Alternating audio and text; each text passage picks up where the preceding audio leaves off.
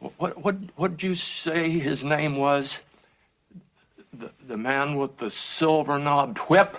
I said Liberty Valance. But if that's what you gotta do, you better start packing a handgun. A gun? I don't want a gun. I don't want a gun. I don't want to kill him. I want to put him in jail. Oh. Well, I know those law books mean a lot to you. But not out here. Out here, a man settles his own problems. No, but do you know what you're saying to me? You know, you're saying just exactly what Liberty Valance said. What kind of a community have I come to? You all seem to know about this fellow Liberty Valance. He's a no-good gun-packing, murdering thief. But the only advice you can give to me is to carry a gun. Well, I'm a lawyer. Ransom Stoddard, attorney at law.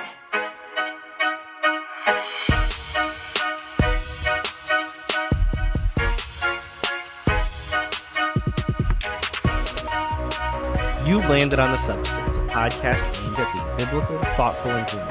Join us here every other week as we engage the culture without the culture war. I'm your host, Philip Marinello, saying, hope everybody's year is off to a good start. It's the seasons are changing here in Kansas City, which means it's allergy time. Sometimes for me it feels like allergy time is all year round, but I hope you all are doing well wherever you guys are at. We're back with a substantive cinema today, with a movie that I have loved for many, many years, and a wonderful new guest to the show. Elliot is somebody whose work I found. He's got a really fun YouTube channel if you are not just a movie fan, but if you like purchasing DVDs, Blu-rays, 4Ks, if you're into physical media. He's got a wonderful YouTube channel. I found it, I'm pretty sure I found it during quarantine when the Criterion sales were happening, and I was just enjoying. I was getting a lot of enjoyment because we couldn't really go out and about and engage with people, and I was just getting a lot of enjoyment from watching his videos. He had a couple of Criterion sale haul videos, I think, that popped up on my YouTube page, so I checked it out. He's got a really great voice. I think he'll actually be launching his own podcast before too long, and he's very both literate in film, but also just a regular, down-to-earth guy that speaks very clearly. So I've loved watching his videos over the years and reached out to him. This is the first time, I think, that I have recorded with somebody who is in another country. The time difference wasn't horrible, but yeah, we had to figure out logistics a little bit more than we typically do. But no, this was a blast. And the man who shot Liberty Valance, this is going to be a long episode, so I won't give you a ton of prologue here, but it's kind of funny. We're doing this back to back with Nate Powell, kind of examining the American myth. In the Western, it's the might is right, the righteous violence, the good guy with the gun, the myth of the strong man who is self-sufficient, who solves his problems with violence. John Wayne really stood for that. And in this movie, it subverts that. It examines the ramifications of that societally, politically, and personally. And it's just a wonderful movie. And the patrons can see there's a brand new 4K out. I've got it. It looks great. Working on getting the Amazon affiliate link back up. I would love to get relationships with non-Amazon companies, but I don't have any links that'll help out the substance right now. But if you're in the US, you can stream it on Prime, or you can go to your local library, support your local libraries, get the DVD, Blu-ray. Some libraries might have a 4K as well. If you're new or newer to The Substance, we are a podcast that looks at a variety of topics. Every other week, we invite on a guest who is intelligent, interesting, working on something of value in their various communities, and we talk about it. Previous guests include folks like Jamar Tisby, Film Spotting's Josh Larson, Karen Swallow Pryor, now New York Times film critic Alyssa Wilkinson, Caitlin Chess, and our pals over at Letterboxd, Slim and Mitchell. You can find our library of nearly 150 episodes. We're creeping up on it. This is 149. So you can find our entire library. There's no paywall yet. Wherever you get your podcasts, we got a long list of both movies, books, social advocates, professors, teachers. We've got a lot of great stuff in there. So if you're new to the show, a lot of great stuff. Listen, share it up with folks. And if you want to join our Patreon, where you can watch these episodes early and on video, you can do that on patreon.com/thesubstancepod, where for as little as $3 a month, you can support the show, vote on future episodes, and get the exclusive videos. So without further ado, here is my conversation with Elliot Coen on The Man Who Shot Liberty Valance. I invited you on for a particular reason because I've been watching your... How long have you been doing the YouTube channel? Was it 2016, 2017?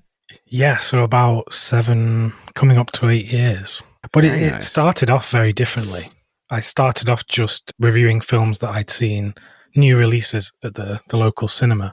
And and then I started talking a bit more about the Blu-rays that I was buying. And I noticed a lot more people were interested in that kind of stuff. So it just naturally shifted towards that. But the channel only really started to grow during the pandemic. So that's when I found you, yeah. So I think a lot of people did. So the first few years was just having fun with it, just doing different things, seeing what worked out, what didn't. Before the COVID lockdowns, like what was your video? Did you have any videos that would get a right keyword or get a right this or that kind of was bigger than your average video? Yeah, as you can probably guess, Criterion Collection was a was a popular keyword. And that I'm pretty sure there was a sale, one of the annual sales during the pandemic. I just searched Criterion recommendations, or actually no, I think I typed in Criterion sale haul because I was just enjoying looking at the pictures on Twitter and Instagram of the stills of people's stacks. And I was like, oh, I wonder if anybody's made a YouTube video going through it. And I'm pretty sure that's how I found you like 3-4 years ago. Yeah, because I did one very soon after starting the channel in 2016. Criterion started releasing for the first time in the UK. Because for years we would, if we wanted that kind of stuff, we would have to import. There was no Criterion here at all. And it was Sony that basically did it as like a side label. They just distributed Criterion over here. And so I was excited because there were lots of films I'd never seen that I was finally getting the chance to watch. And that video just took off, and that's where I kind of got the idea to do a bit more on Criterion. So one of your Criterion hauls was like your first big viral hit? Yeah, I'd say so. And viral at the time was not getting 10 views, getting 50 views. No, I'm very familiar with the slow progress. Yeah. But and that was exciting because in my normal social circles, I don't have lots of friends that I can talk to about that kind of film. It's quite specific, quite niche. Very familiar with that. Very grateful for technology being able to connect me with cinephiles around the world. Yeah. So for the first time ever, I was able to actually have a back and forth with strangers on the internet about films that I'd just discovered. And I think that's what hooked me on particularly the Criterion Collection, but then also doing YouTube and connecting with people was having that back and forth. So we'll do shout outs at the end, but before we get to the movie, I'd just love to hear, because this is your day in and day out on your various platforms. I know some of the ones you've highlighted on the channel recently, but are there any individual releases or sets that you think are of high quality and maybe potentially in a reasonable price point for both somebody who loves movies, like somebody like us who this takes up a lot of our brain power and time, but also might be of interest to somebody who more casually is like, oh yeah, I like movies. Any good releases that are maybe more broadly appealing? That is a very some of good the price question. points. I would even like the stuff that I've been excited. I have a couple of friends now, again, thanks to the internet, where we're talking about the things we're buying, the things we're saving up for, waiting for the sales for. But then I think like, oh, just somebody who I run into at work going like, oh yeah, like I like to watch it. It's like, yeah, here's this like $80 set. I'm really hoping to get it when it's on sale or whatever. It is difficult because I've recently had that kind of discussion with people where I've said to them, you can get this film on a Blu-ray and it's £20 or $20 or whatever the equivalent is. and they were shocked that one film cost £20. That's more than 1 month of Netflix. So I think that immediately the price was quite a major turn-off for them. So it is a hard sell. If you're not in the not the Boutique Blu-ray, but in the physical media sort of realm, it's quite hard to sell someone on putting down that sort of money for one film or two films. Well, and it's interesting too, right? Because people who go see movies, you spend way more than that probably on a night out at the cinema. But then that is an experience that most people go to, like any other form of live entertainment, where you go, you pay for the thing, and you're like, oh, that was fun. But having your amazing shelves behind you, I tried to keep it to like one really nice little shelf that has several compartments. And I was like, okay, I'm going to try to like really hone in on like quality. And I haven't exploded out much more than that, but I'm like, I want more space. Like, I don't. More releases are coming out, and I would like them. It is difficult. Over the past few years, I sort of trimmed down my collection. I sold about 600 or 700 films, that is a collection in and of itself to get rid of. And since doing that, it's just kind of grown again. So it's a constant process. And unfortunately, something I'll say, living in the UK, compared to the average house size in America, our houses are a lot smaller. So, oh yeah, I've been a couple of times, and I do always think about that. And I was like, my uncle lives in Europe. My aunt, uncle, and cousin, several of them live in Europe. But when I visited, like his entire attic is basically a library. But I'm like, you really have to be dedicated if you're going to have a collection. I feel like, unless you're fabulously wealthy. Exactly, yeah. Because, I mean, you can probably just make it out in the corner of my camera, but this is our spare bedroom. So we've got a bed here for when guests want to stay. So whenever we have guests, they have to live in the room with all of the films. Which I always get a kick out of when you talk about getting certain movies. You're like, I'm going to have to explain this to my guests when they come over. I know, yeah. I mean, I can't imagine what some of the people think, especially when my wife has her friends staying over. And, they probably think I'm strange anyway. And then they look at the shelves and they see, some of these weird slasher movies or, whatever, semi-erotic movies. It's like, how do you explain that kind of thing? Well, you're like, it's art. It's art. Yeah, exactly. I'm an art collector. So... Man Who Shot Liberty Valance, before we dive into the meat of the movie itself, I'd love to hear both your background with John Ford, John Wayne, the Western genre, like as an English person, how do you approach the genre in general, but what's your personal history with John Ford and John Wayne? Okay, so to start off, my history with Westerns, just in general, surprisingly, or maybe not surprisingly, because I think it's the case for a lot of people in our sort of age, it was actually Red Dead Redemption, the video game, was like how I discovered Westerns, and I loved playing that game so much when it came out. That was a great game. Yeah, really, really good. And then it was after that I got into movies, and so what I got from Red Dead Redemption, I was looking for that in a movie kind of thing. And it's only, learning about the genre that I realized that Red Dead Redemption was a whole mishmash of the American Westerns, but also the spaghetti Westerns. Yeah, very much so. The more kind of hyper stylized, violence and things like that. So I think when I actually came to John Ford for the first time, it was The Searchers was the first one. Because I remember actually at the time I had a load of lists saved on my computer where I had, the greatest films of all time saved, and I was trying to go through them all and educate myself. Because shout out to Letterboxd for making that a much more streamlined process for us movie nerds making lists. We can actually press a button and check our progress, and so I love being able to sort by length.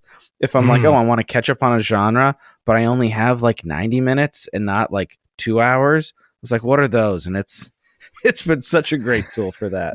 Exactly. Yeah. Yeah. Because sometimes you don't have 3 hours to watch, Barry Lyndon. Oftentimes for me. Yeah. Yeah. Oh, yeah. Especially having a family, and small children. Yeah. You just don't have the time. So yeah, before Letterboxd, it was literally a spreadsheet that I had where I'd made a list. I'd collected all these lists together, put them in a spreadsheet, and The Searchers was the first big one that was critically acclaimed. And Excellent. I remember watching it, and when I first saw it, I was underwhelmed because I wanted Red Dead Redemption, and it has shades of that, but it isn't the same. And that's actually something that I found with a lot of westerns, a lot of films in general, is those early days when I was discovering cinema, I was coming in with certain expectations and actually being disappointed with a lot of these great classic films. And it's only on watching them again and reflecting on them that I come to realize, why they are so good. So yeah, that was where I started with John Ford, and yeah, I was kind of underwhelmed slightly. I don't know. What about you, though? Well, in search with John Ford's filmography, I mean, I guess all great directors have this, but in particularly, chronology is really important. Like tracking his, and I think it's particularly important to Liberty Valance. He was one of the most important and influential cinematic architects of that American myth and the Western, and seeing how later in his career, how he engaged with the types of things he either purposefully or kind of passively created and was promoting in his early films. Not dissimilar to Martin Scorsese right now. It's very interesting. Yeah, because I guess when you're doing something for so long and you've spent your entire career on something, you have a lot to say about the whole thing, and you're able to reflect. And yeah, like the way that John Ford reflected on his Western career, I think bringing up Scorsese is a perfect example. A film like The Irishman is him looking back at his whole career. That's the way I read it. And no, exactly.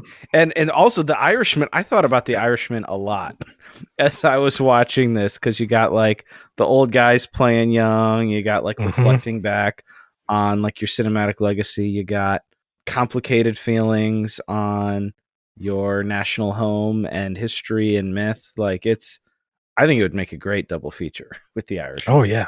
No, I totally, yeah. Since you just brought that up, I completely agree. But what you were saying about John Ford, he was working since the silent era. So by the time he made Liberty Valance, the time he got famous as a Western director, he had made like a dozen or more Westerns. Yeah. He had a lot of practice by the time that like the big American cinematic Western became a thing. He was already put in his 10,000 hours.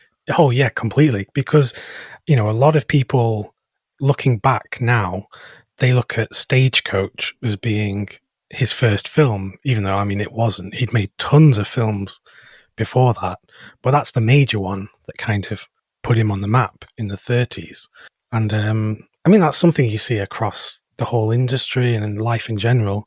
You look at people who have made it and they're successful, and it's easy to think they're an overnight success.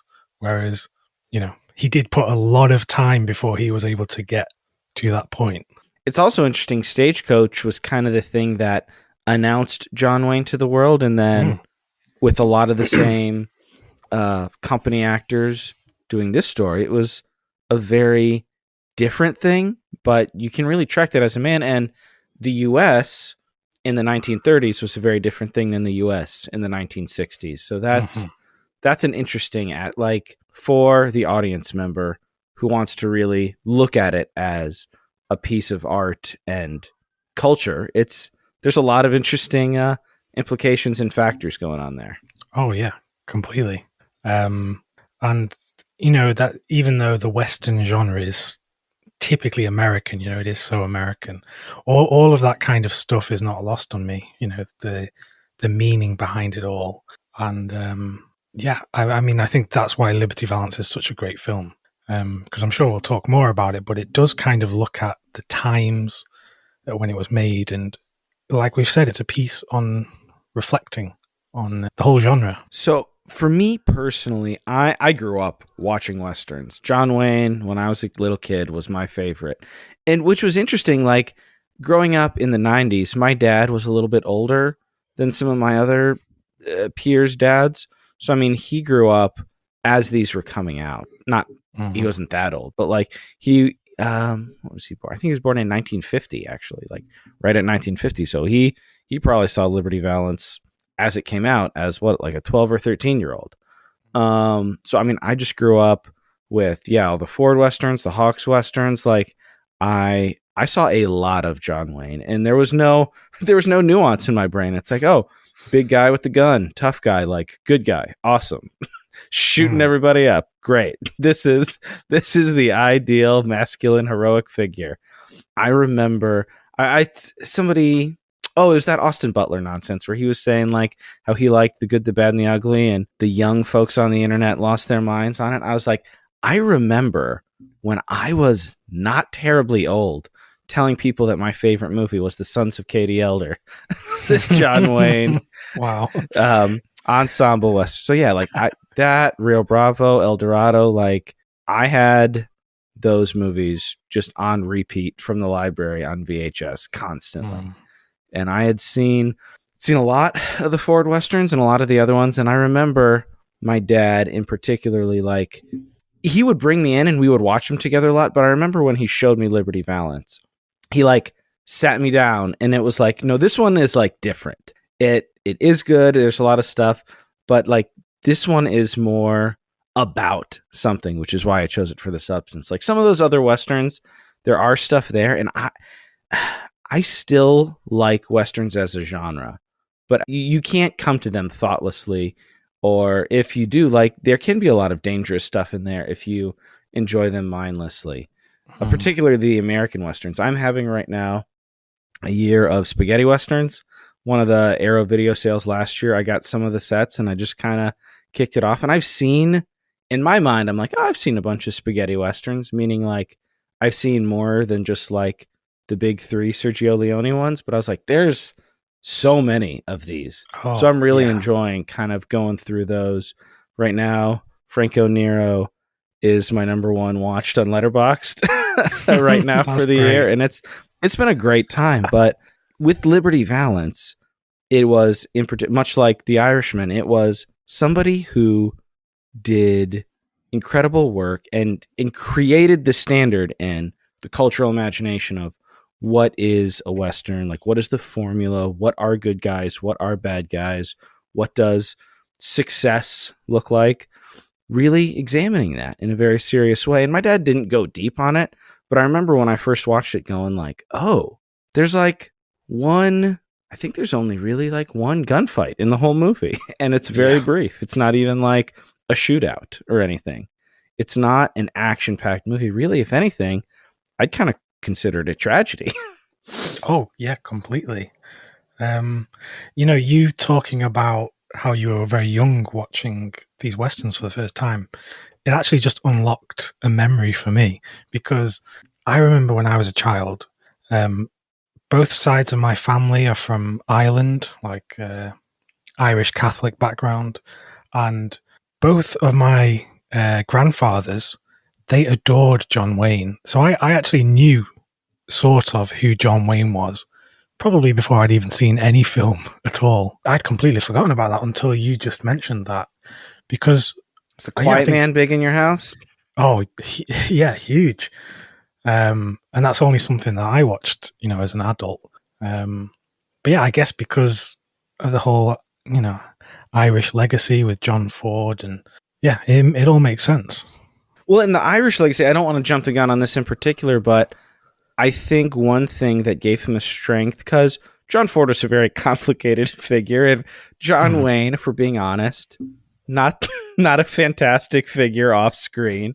No. But I think with John Ford, and particularly what went into part of his lived experience, and like what went into the DNA of his creation that especially came out in the later films like The Searchers and Liberty Valance, was that the Irish experience, like a lot of stuff is flattened now in modern days. Earlier, like 100 years ago, Irish folks were like, there was a lot of prejudice. They did not have a very easy life. They were very much considered, what was that? Was that Blazing Saddles? Like, Irish folks were not given very much respect. They weren't like, we think of now, like, Irish folks as just kind of generic. They fall under the white banner. Like, if you're clicking on a survey, like, what do you identify as or whatever? Like, Irish used to be like a minority that had a hard time. So, like, Ford's lived experience for that. If you look at in his latter movies, the way he portrays minority folks, there's a lot of respect. And I think it's very interesting in this movie too. Like, it is a factor under the surface, but the character in the movie is not primarily like, it's his reality, but he's not defined as, oh, that's the black one. And that was very countercultural for an early 60s Western. And it's funny you mention all of that, because my parents have told me in the past that they grew up in Irish communities in this country. So they were born here, but, you know, in Irish communities. And they would receive a lot of prejudice from English people here, even though they themselves are English and born here. And it reminds me, have you seen the film The Commitments from the 90s? The Commitments, it's about this Irish, No, I haven't. This Irish soul group. Oh, yes. Yeah, no, I did not see that one. So they start, you know, they put the band together to sing soul music and stuff. And there's a great line in there where one of the Irish guys says that the Irish are the blacks of Europe. That's like their perception, you know. That's and that's. I mean, that's and it was not dissimilar in the U.S. Like, they were working on the railroads with the immigrants and like the people who didn't have full citizenship, like Irish people. So that's kind of. And that's all in the background. I don't want to actually get to the movie. You don't want to be super high level stuff, but all that goes into it.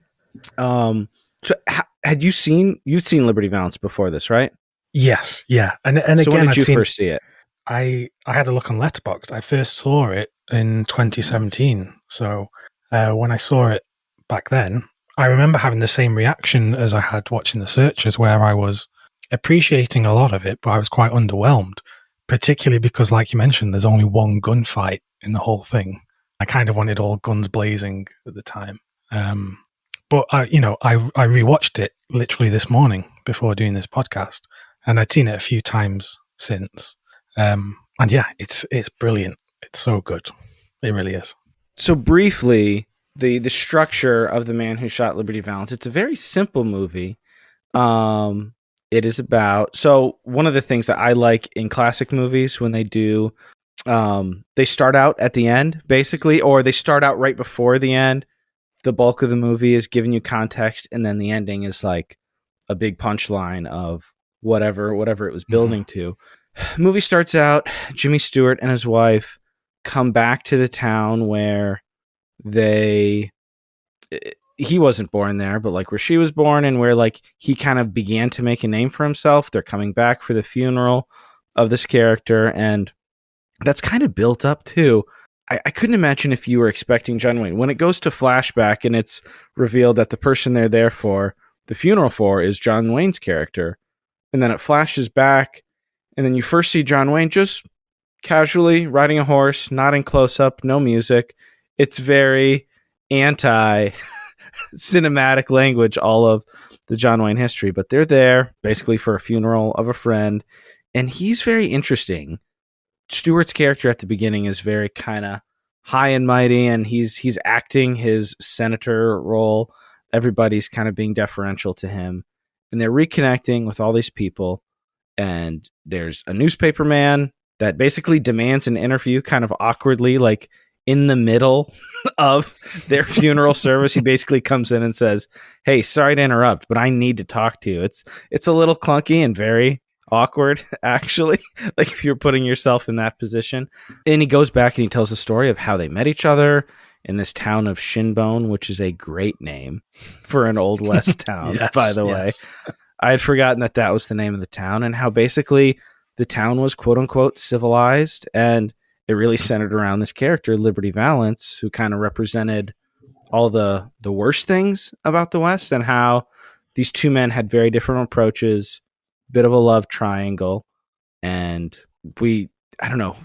We do want to do spoilers, but how do we want to? I would say go see the movie if you can. It's streaming, I know, on Prime in the US. I'm sure you watched it on the 4K disc. Yes, yeah, I'm holding it right here. So, yeah. Which one did you get? Did you get the? So this is a UK one, or just an import? This is the UK version, and it's the same. This came out when the first Paramount disc came out, and I know it's just been re-released. Yes, it is streaming in the US on Prime.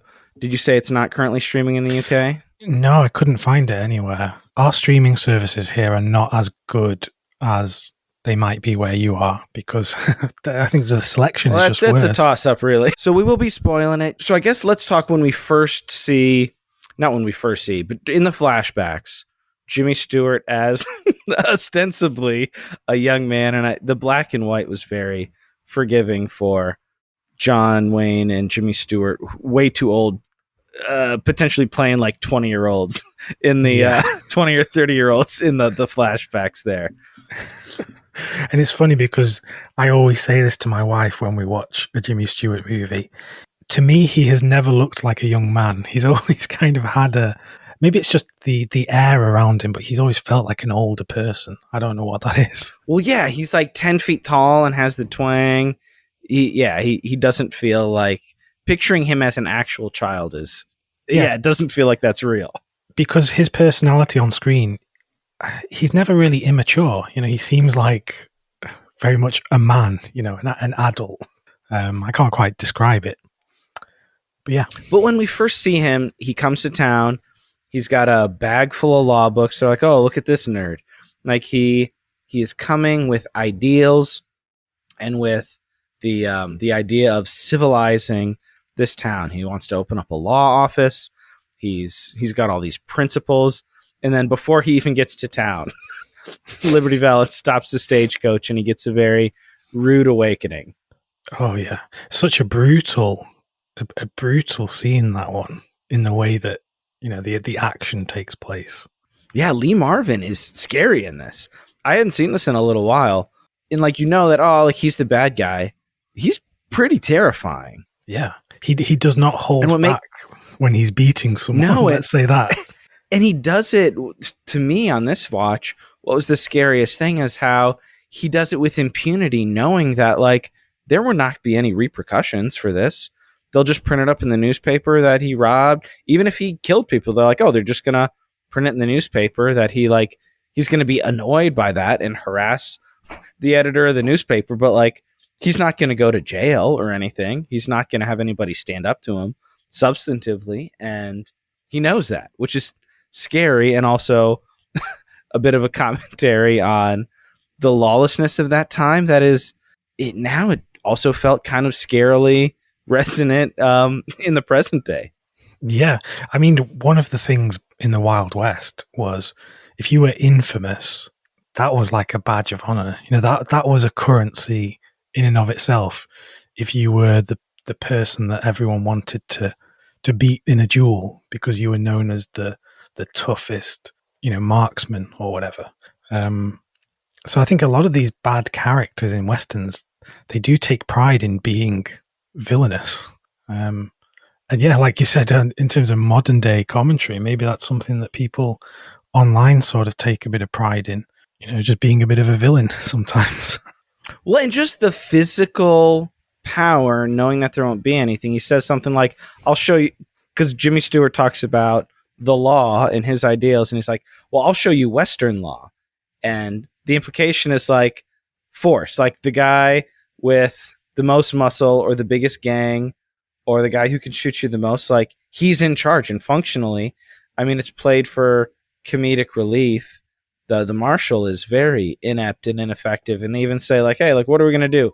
We have one jail cell. The people enforcing the laws are inept and unqualified, and the systems itself aren't even there to support it.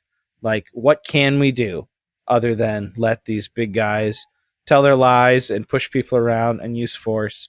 And that's, in a way, it felt unique, not uniquely. In a way, it felt particularly American, but also that's just a very human, universal thing. People with might and power who don't respect the rule of law or the idea of civilization and society and living well amongst one's neighbors, like, unless they are stood up to in a way. And that's like one of the paradoxes in the movie. John Ford both realizing, hey, this Western myth of guns and tough men isn't necessarily the right thing, but also, as somebody who was a veteran himself, and as was Jimmy Stewart and Lee Marvin, like, they knew the worst men, you really can't. Pure, like, laws and social structures, they don't also rein in the worst of humanity. So force, in a way, is kind of needed, but it isn't to be, like, lionized and worshipped. So, like, how do we deal with that? And that's kind of what this John Wayne Western is grappling with, which, again, not something that you would probably go into it expecting. Yeah, definitely. It's very much, I don't think it's advocating force or the need for violence. What it is saying, though, is the presence of it in the background needs to be there to sort of say, if you push too far, there's going to be consequences in terms of force. Yeah, that's ultimately the paradox of the film, because Jimmy Stewart's character is very much, he's a pacifist, and he wants to get justice through the law, and the film kind of says, well, no, it doesn't quite work that way. Yeah, it doesn't always work that way. And John Wayne, since the beginning, when he brings Jimmy Stewart in to get patched up, it's, you're going to need a gun. Like, if you want to deal with Liberty Valance, like, he even jokes, he tells the marshal, hey, this new guy in town, he wants you to arrest Liberty Valance. And the marshal basically laughs at it, says, if you want to file a complaint, you can come to my office. Yeah. And it's like, no, you can't deal with men that way. But you also don't want to descend into lawless violence either, which in America's past and present, looking at the need for force at a certain point to impose order, but how force is not the way that you can really have a healthy society, purely ruling by force. Yeah. Yeah, I mean, we have similar conversations in this country, particularly around the police. And there's a lot of problems in the policing system in this country. And there's always conversations about, almost, some people will say abolish the police or, defund the police or whatever. And it's one of those things where, like, no, you kind of need something there. You can't just have nothing. That's kind of what the film is suggesting, is that you can't just have complete lawlessness, because, people will come in to fill that void, and they will take power, if there's nothing there to kind of hold them back. Absolutely. And at the same time, it's so interesting that we're talking about a John Wayne Western grappling with this. I think the scene where Jimmy Stewart was delivering the steak, that really stuck out. I went back and watched that again as like a microcosm of the point of the movie. Jimmy Stewart is, and I mean, they're also kind of commenting slightly on gender roles as well, a little bit there, how he's rooming and boarding at the town's cafeteria, essentially, and he's washing dishes and serving, and they're like, oh, like, this, it's so demeaning that a man would wash dishes and put on an apron and serve people. But he goes to bring John Wayne his meal, and I call him John Wayne Donovan, but I still think of him as John Wayne, which he was kind of playing on that whole trope. But Liberty Valance trips Jimmy Stewart, drops it all over the place, and John Wayne stands up and basically stands up to Liberty Valance as the only person in town who really would. And he even announced himself earlier when Jimmy Stewart was talking. He goes, Liberty Valance is the toughest guy in town next to me. And he represents that, like the rugged cattleman and individualist, like he is that.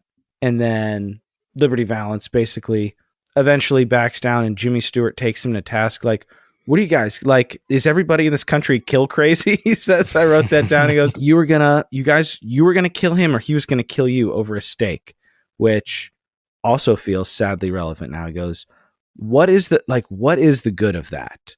Like, this isn't talking about Liberty Valance killing people in the street or robbing stagecoaches. Like, you guys were literally about to shoot it out in a public place over a steak. Like, what is the value of that? And that, I think, is a very valid um, cultural question. Yeah, completely. Because something that has been said a lot about this film is the film doesn't look at society in terms of black and white, in terms of comparing things. You know, if you look at, there's the scene where Jimmy Stewart's character, Ransom, is teaching the communities, like teaching them to read and write and things like that. And he thinks that that's the way forward for change, whereas obviously Donovan and everyone else thinks, no, we need to change with, force. And really what the film is saying is actually you need both things. And it's a blend of these two things. It isn't black and white. It's very much a kind of grey area. And that's what life is. And I think Westerns previous to this very much they tackled situations in life in terms of black and white, which is just not very valid. much so. Like, and they were the ones, certainly the bulk, if not all of the people involved in it. I don't think that was their intention, but culturally, particularly in the US, I feel comfortable saying that we need like myths and stories. Like, to create a culture, you need narratives and stories to tell yourselves about where do you come from, what is your purpose, what are your values, where do you want to go, and why. And we use stories to do that.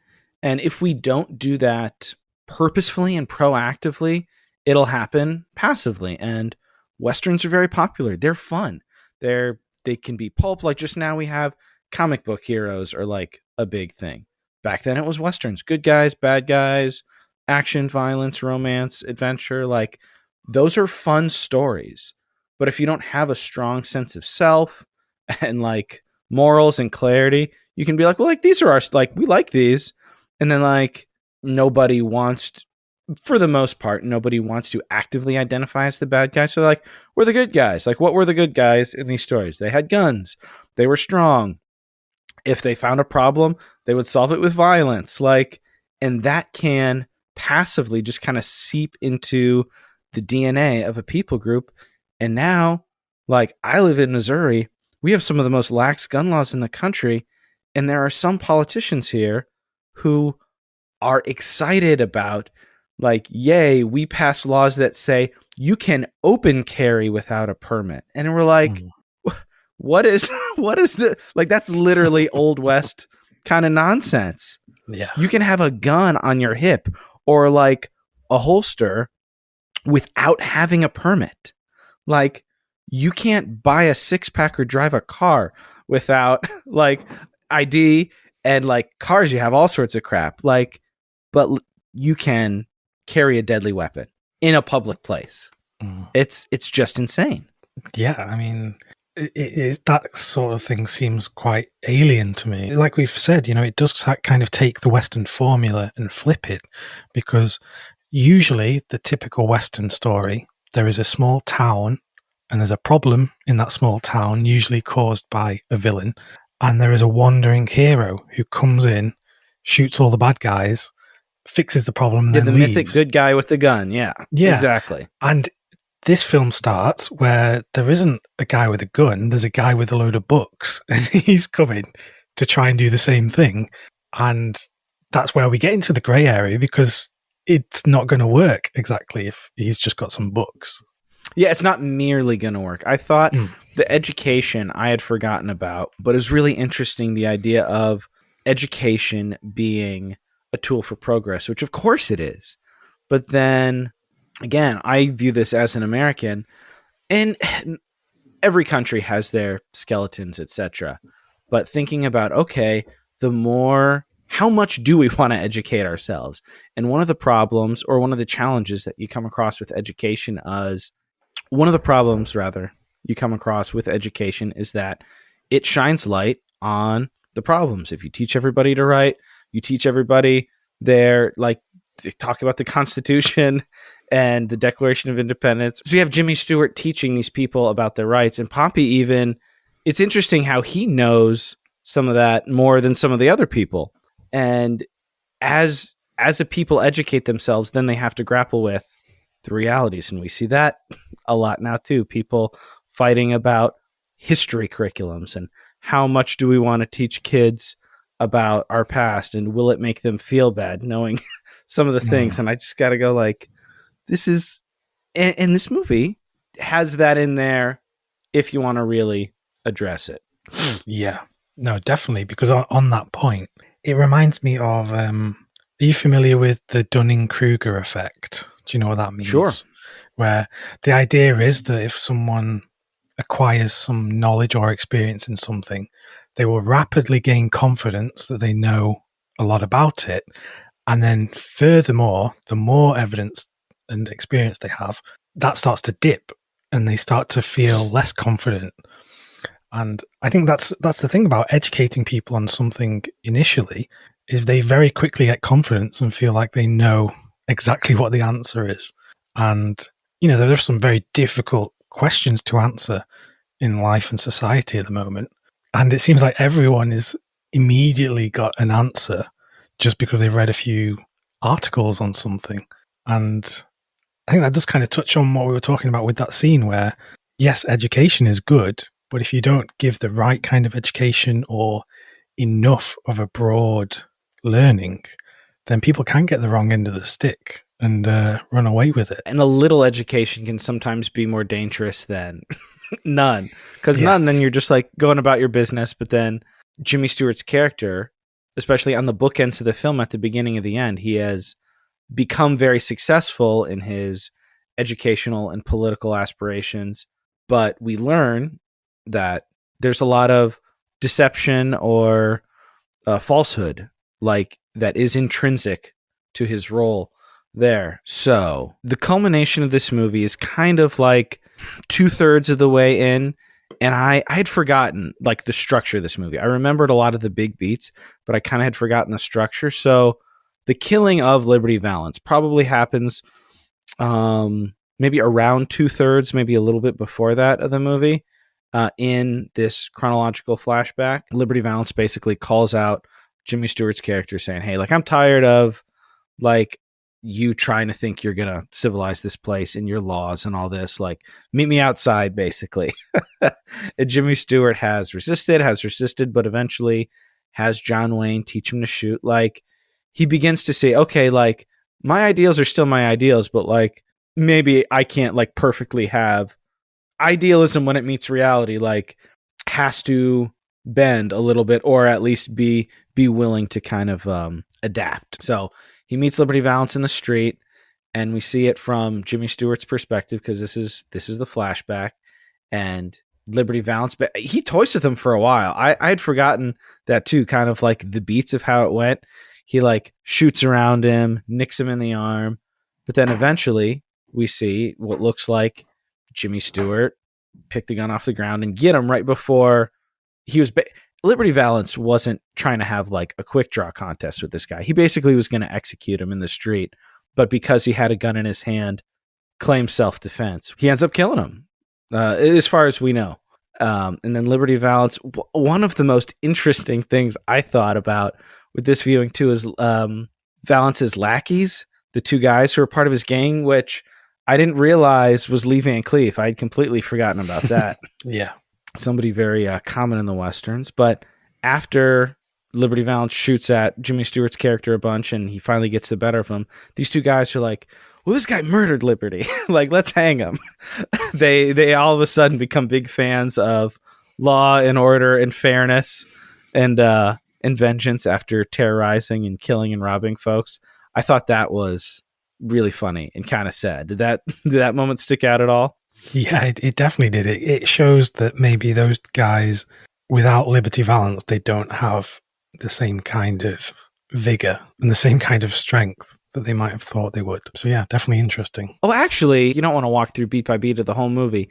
He wanted a duel with Jimmy Stewart. Liberty wanted a duel with Jimmy Stewart after they had the meeting about pursuing statehood, which is another interesting kind of theme in this movie that doesn't hit you over the head, but like people with money and people without, like the people with the money and the power who own the land have a vested interest in a little bit of lawlessness so that they can kind of be in charge with their money and power and influence. And the parallel is basically you have all the normal townspeople that are like, yeah, we want federal money for roads and for schools. and the big ranchers, like the rich folk, are like, nah, like we don't really need that. And how those guys were basically kind of shown parallel in Washington. Like those guys advocating for like less were pretty much on the side of Liberty Valance, actually. And I thought that was a little interesting, subtle commentary there as well. Yeah, definitely. So we learn when basically Jimmy Stewart goes to Washington to advocate for Shinbone and the town to kind of be incorporated in. He doesn't really want to be a hero, and he feels bad about having killed Liberty. And he's like, I don't want to, like, with his ideals, he didn't want to ascend because, oh, you're famous because you killed a guy. Mm. And he's really dealing with that. But then John Wayne comes to disabuse him of that notion and go, no, like this is what we need. And then we learn there that Jimmy Stewart was not, in fact, the man who killed Liberty Valance. With a very interesting the cigarette transition back to the past.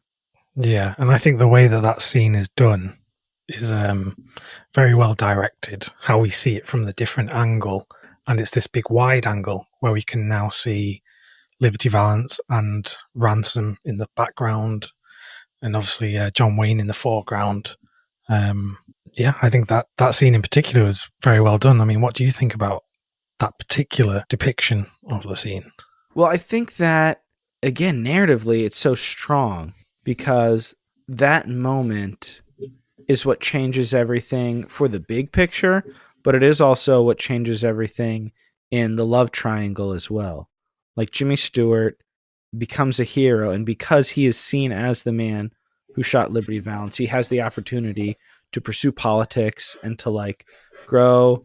The female lead in the movie talks about wanting to get out of the town, and like he can be her ticket to that. Not that it's all superficial. Like she likes both of these men, but like they are representing two different ways of life, and she maybe wants to progress. Like after she wants to learn how to read, she felt embarrassed. He teaches her how to read. He's kind of like, he is what is new and what is next, and kind of where the direction the country is going. And John Wayne kind of represents a little bit of the past in a way, like kind of in that dichotomy. And by John Wayne saving his life, protecting the town, John Wayne is the one who made that heroic sacrifice, or not sacrifice. He did that heroic act, and you can kind of argue the merits of it, but Liberty Valance was about to basically kill him in cold blood. So he defended Jimmy Stewart, killed Liberty Valance, but then Jimmy Stewart is the one who benefits from it. He does in the public eye. He can't really tell the truth, and I don't think John Wayne necessarily even wants to. But what that does essentially is John Wayne loses kind of his way of life in a way, like his kind of old westy kind of way, and he loses the woman he loves and kind of just descends into alcoholism and loneliness. Yeah. So I mean, it's Sorry. I was going to say, in terms of, a typical John Wayne character, it's very much not the ending that his other characters would get. He would often get the heroic ending, the happy ending, and it's actually quite sad for his character in that situation because he has lost everything, like you mentioned.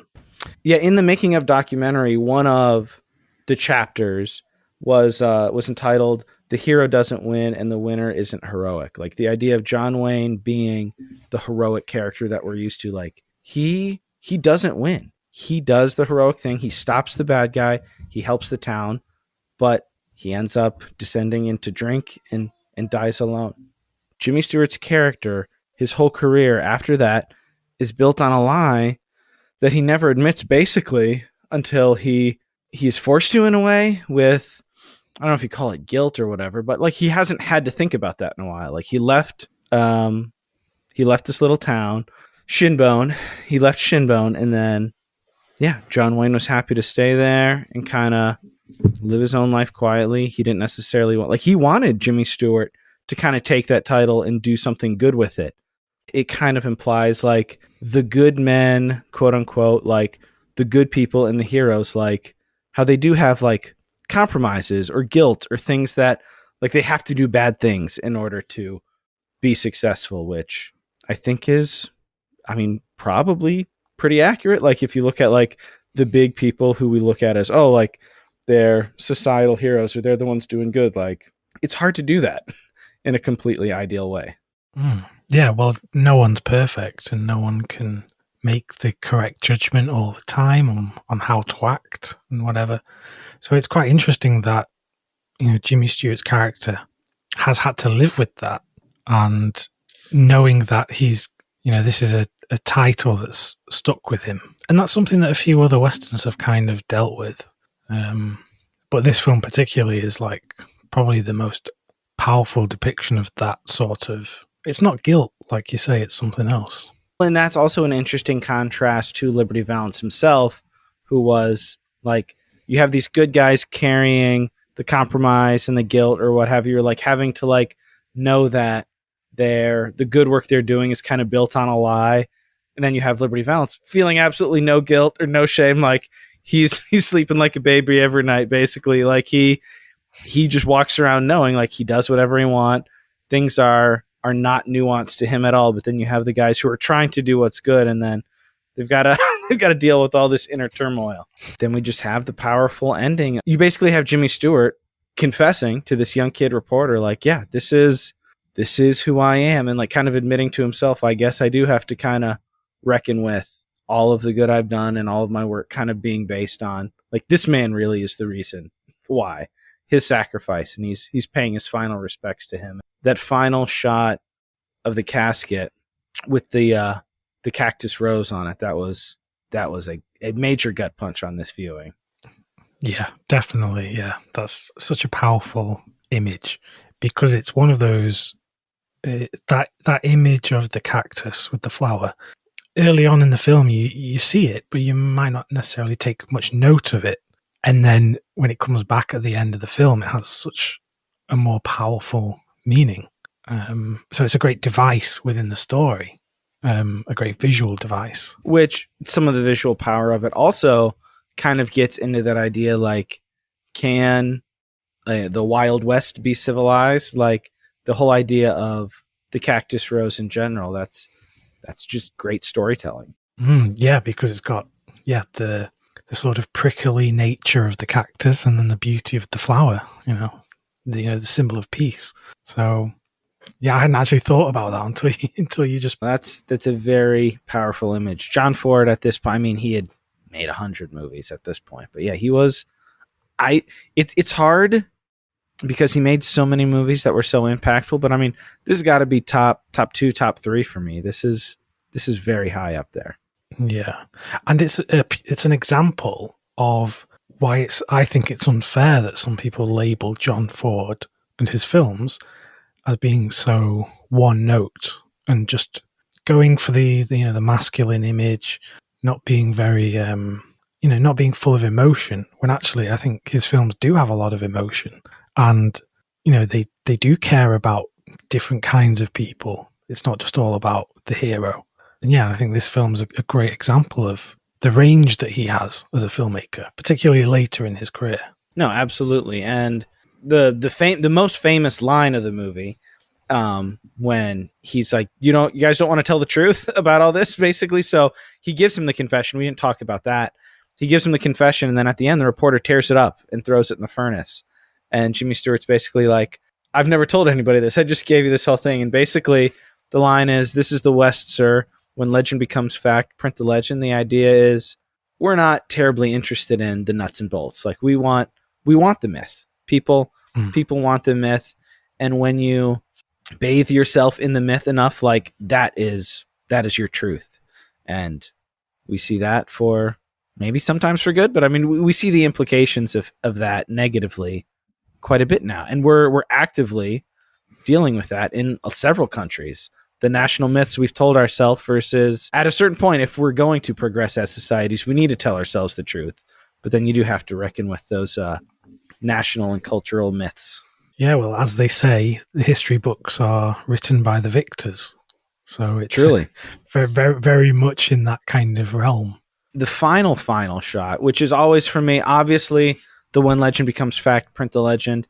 That was famous, but for me, I always remember from the first time I saw it, the Jimmy Stewart's, I don't even know what his look at the end is. Very, and the older I get, the more complex it feels. But at the first time I saw it, it just felt like tragedy.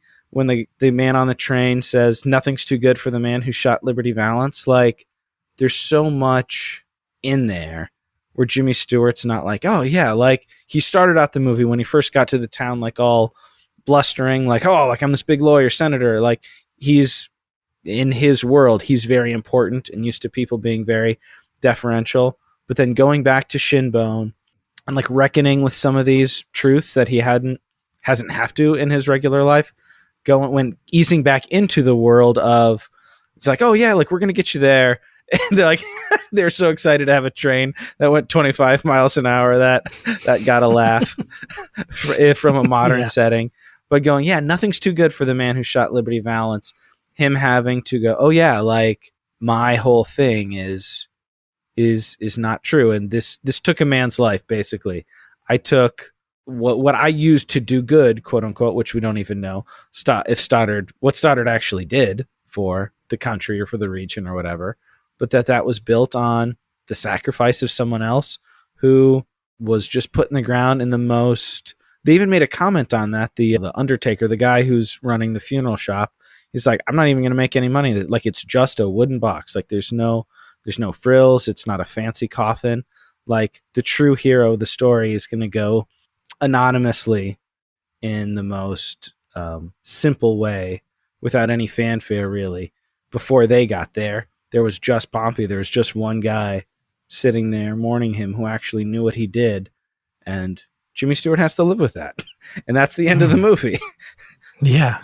And that final shot where he's sat on the train and he looks full of regret or whatever it is, it's at that point he knows there's nothing he can do now to change the image. You know, he's tried with the newspaper man, so he's stuck with it now. And probably what was difficult for him is that he's stuck with an image of being a killer, and that's something that at the start of the film he was so against. That was, you know, the opposite of what he wanted to do. So he's become famous for something he didn't do, which is also something he never wanted to do. So that is doubly tragic. You know, it just adds on to the load.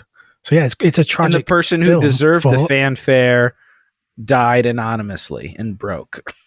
Exactly. So yeah, it's a tragic film for everyone involved, basically. Well, yeah, and even the female lead too. She loved this man, and the Cactus Rose, like on his way out, Stoddard, Jimmy Stewart's character, sees the Cactus Rose and goes like, "Oh yeah, like she had feelings for him too," and he's also kind of left with probably mixed feelings on that as well. Yeah, and the Cactus Rose image at the end, it's one of those great tragic images, like Rosebud from Citizen Kane. You know, it's that image that has a real sadness carried with it. So very antithetical to the typical rah-rah Western. Usually like when the train is leaving at the end of the picture, like it's a very triumphant, and this is distinctly the opposite of that. Very, very good movie. A very substantive, and one that I don't hear people talking about very much anymore. I was excited when the Paramount 4K got re-released. Hopefully some folks check it out, but really, really wonderful movie. It's the first Western we've done on the show. Not a whole lot of Westerns of deep, deep substance.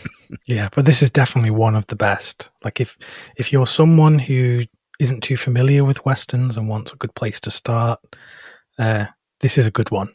Just don't go in expecting lots of shooting. Yeah, don't go and expect shooting. And for the folks who are maybe not morally opposed, but just because I mean, like we've said up until this point, like the hyper masculinity, maybe the colonialism and the misogyny and the bigotry that is part of the DNA of many Westerns, that is either not here or not here in the same way, and it's commented on or subverted or examined. So this is not a rah-rah Western. So I feel like everybody could kind of come to this and get something of value. Elliot, the one real segment we do on the show, Substance Shoutouts, that's for guests to share with the audience. What have you been reading? What have you been watching? I know you've been watching a lot. We definitely put links to your channel in the show notes, but what have you been watching, reading, listening to that's just been, you've either found stimulating and challenging, or even just, man, I really love this. This was such a joy, and I want to tell others. You got a few things for us? Yeah, the one thing I've been reading lately, usually I read mostly fiction, but lately I've been reading a lot of film books about filmmakers. So there's a very recent release on Stanley Kubrick called Kubrick: An Odyssey, and it really goes deep into, the man himself and the films he made and the difficulties he faced. So yeah, really been enjoying that. I'm about halfway through, and I'm a huge fan of Stanley Kubrick, which I imagine most people are, because he made some great films. He did do that. Yeah. Because I'm guessing you're a fan of Kubrick as well. He's undeniable. Revisited 2001 last year, masterpiece. Not my favorite, but I have immense respect. Like, I don't think anybody's going to say Stanley Kubrick's not good. He's just, some of his coldness, like, I prefer his earlier stuff, which I sometimes do a lot with folks. But yeah, the more expert he got, I kind of feel like the more cold and detached he got in a lot of ways, which just isn't necessarily my preference. Yeah. Well, this book actually sort of tracks that with how after the 50s and 60s, he basically got disowned by Hollywood, and he moved to this country and kind of set up base here. And every film he made from the 60s onwards, I think after Spartacus, was shot in this country. Which I learned, like, a lot of people don't realize he's an American filmmaker, that he's a New York guy. A lot of people do think of him as an Englishman, which is funny.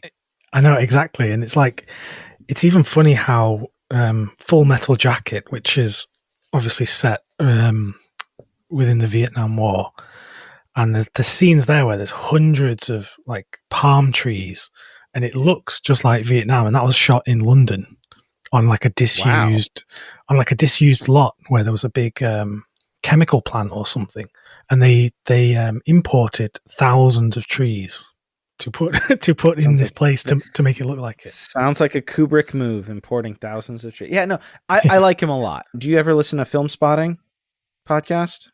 No, I don't, but I probably should. He's a Chicago film critic. It's in one of the longer running film podcasts. Josh Larson recently put out a book on horror, and when we had him on to talk about that book, we talked quite a bit about the universal monster horror. There's also a lot of substance there if you want, but they're also just, they go down real smooth. They're very enjoyable watches, and most of them are like 70 minutes long, which is great. Yeah, they're perfect for that. So yeah, I've been enjoying them a lot. I got to see Dune Part 2 at the cinema, which I enjoyed a lot as well. I mean, just in terms of visual spectacle, it just doesn't get much bigger in terms of scope. And it's going to be interesting, when we look back in the future at how these films are received when all is said and done. Because I think they truly are like one of the biggest things I've ever seen on screen. Yeah, those two Dune films I think are going to be all-timers. And I hope they take their time and stick the landing with the trilogy. Yeah. One of the things I've enjoyed seeing on your channel, in my mind somewhat recently, but maybe it's been for a little while, is that you're dipping your toe into some of the more heavy genre stuff. And I know that with some of the labels are putting out more of that.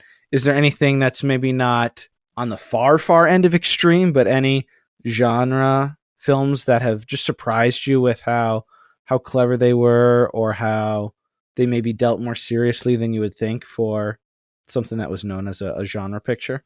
Yeah, I recently talked about a film that Severin released.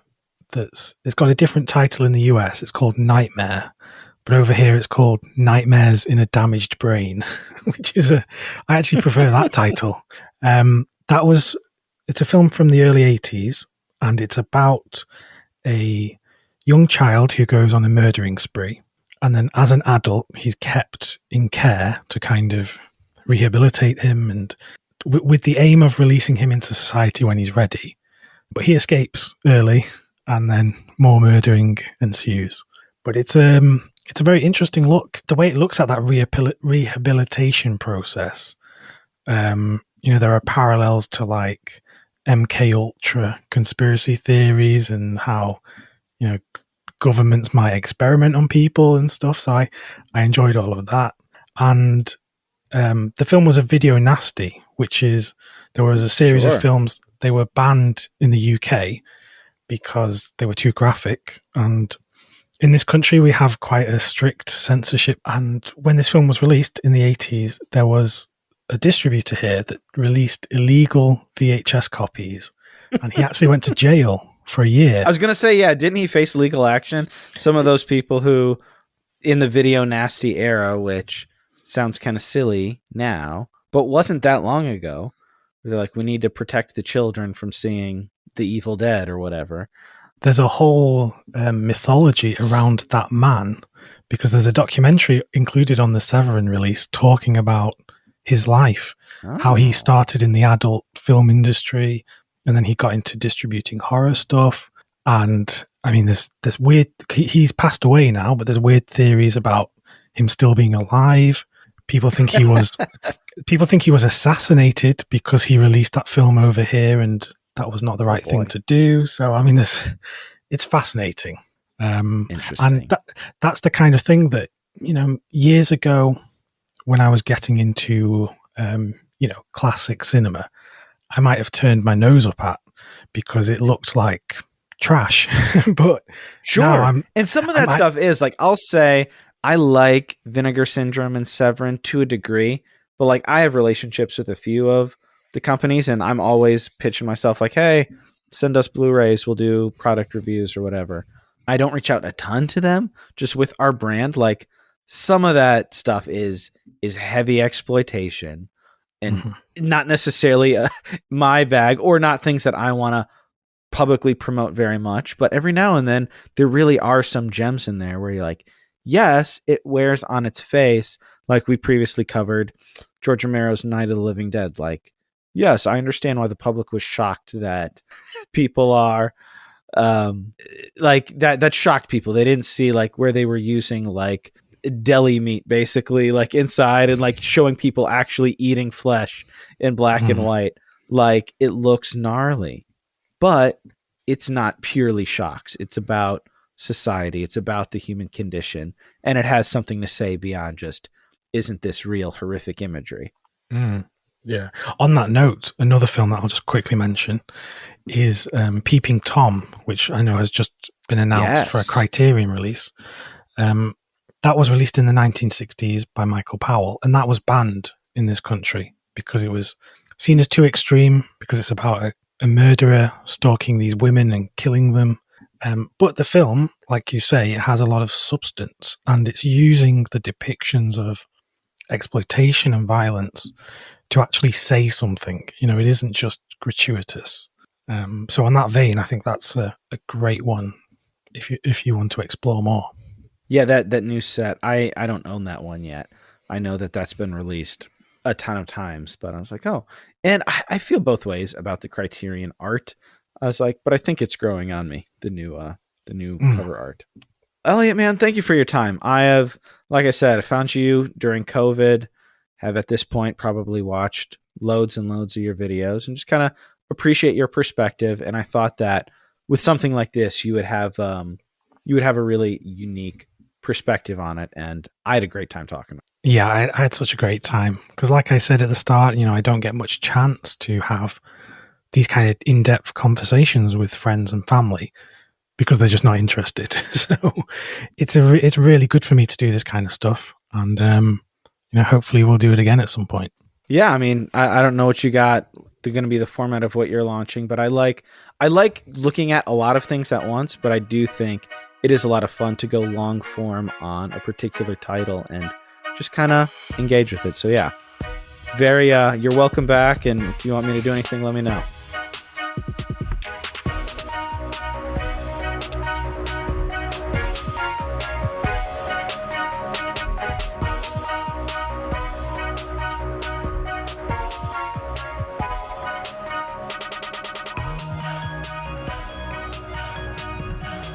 So there you have it. That was my conversation with Elliot Coen on The Man Who Shot Liberty Valance. Love this movie. It was a blast to revisit it, and it was just as good or better than I remember watching it. I've watched it since I was a kid, but like I said, it was a very formative experience when my dad sat me down and was like, this is a Western, but this is different. So hopefully any of you listeners who sought out this movie, whether you're familiar with the Western genre or not, hopefully you were pleasantly surprised by the substance and the quality of the film here. We enjoyed having this conversation very much, and we'd love to continue it. Send us an email at thesubstancepod@gmail.com. Jump in our DMs on Instagram, or if you're a patron, message us there. What did you think about this movie? What films would you like us to see cover on future episodes? If you're here and you're a big fan of Elliot, we're talking about maybe some things that we can collaborate on. I'm looking to dip my toe into YouTube. We're getting sent Blu-rays from various companies. So if you have any ideas on what you would love to see from us, you can contact us there. If you really love what we're doing here and you want to join, become part of the Substance family, you can do that at patreon.com/thesubstancepod, where for as little as $3, but it doesn't have to be as little as $3. Hit that $5, hit that $10 if you like. You can sign up there as monthly support. Join the team, get those early videos, and vote on future episodes. And I am considering also, we get sent so much stuff. I think maybe for a certain period of time, maybe for the next certain number of people who sign up for Patreon, thinking about maybe sending some of these books or movies, because they are stacking up. We're getting a lot of publishers and companies are very generous because they want their products talked about. And my basement is filling up with stuff, and my wife wants me to get rid of it. So maybe like the next 20 or 30 people who sign up, I'll send you a book or a Blu-ray that we get sent here. So that could be fun. So sign up there. Or if you want to support the show, but monthly support is not something you're interested in, you can hit us up on Cash App at $thesubstancepod. It's our little digital tip jar. We always appreciate folks who do that. We haven't had this in a little while, but for a period of time, there was some listeners who were monthly supporting on Cash App, where every month they would send us $5 or $10 there, but without. So whatever your preferred method is, we appreciate it. And remember, one of the best ways, the very best ways you can support the show without paying any money is by sharing the show with other people. If you like the show, put it up on your social media, put it up on X or Instagram or Threads or Blue Sky, what have you. If you're in Discords or servers with other friends who like movies, share the episode. Or if you still haven't done it yet, hit us up on Spotify or Apple Podcasts. Hit that 5-star button. And if you're an Apple Podcast user, take a couple seconds, write a review. All of that is greatly appreciated. Thank you for listening. We appreciate you very much. And we look forward to seeing you again next time on the 150th episode of The Substance.